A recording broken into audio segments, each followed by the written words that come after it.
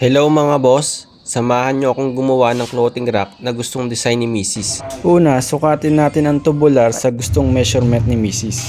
Pagkatapos, putulin na natin ito gamit ang grinder. Gumamit ako ng eskwala para sure na tama ang posisyon ng mga ito. At saka ko winelding. Make sure lang mga boss na may protection yung eyes natin habang nagwe-welding.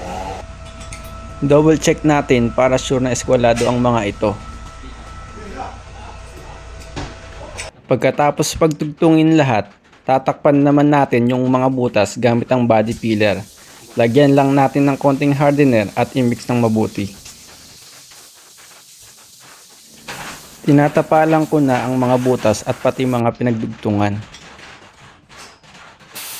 Sinasander ko naman ang mga pinagweldingan para ito ay kuminis.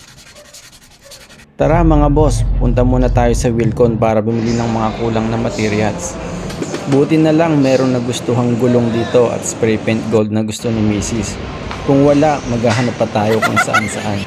Nakuha ko na rin agad yung pinagawang glass para sa patungan ng sapatos. Ayan mga boss, maganda naman ang pagkakagawa ng salamin. Ito naman ang nabili kong tornilyo at gulong. Weldingin ko muna itong nuts para sa kabitan ng gulong. Ito nga pala ang gagamitin kong spray paint na color brass gold. Lagyan muna natin ng cover yung gulong bago pinturahan. Okay lang kahit manipis lang muna sa first coat para hindi magluwa ang pintura. Kapag tuyo na, at saka tayo mag second coat. Hanggang third coat lang ang ginawa ko dahil napinturahan naman na lahat.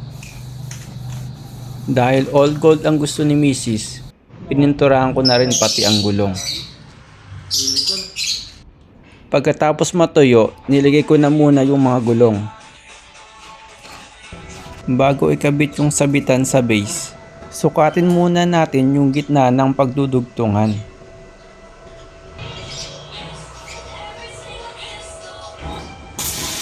Weldingin natin ulit ito at finisin. Saka pinturahan.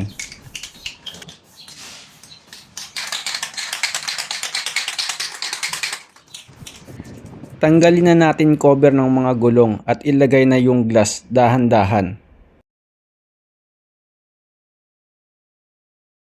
Wow! Ayan, tapos na mga boss at approve kay Mrs. Disclaimer lang mga boss, first time kong gumawa nito at mag-welding. Thank you for watching!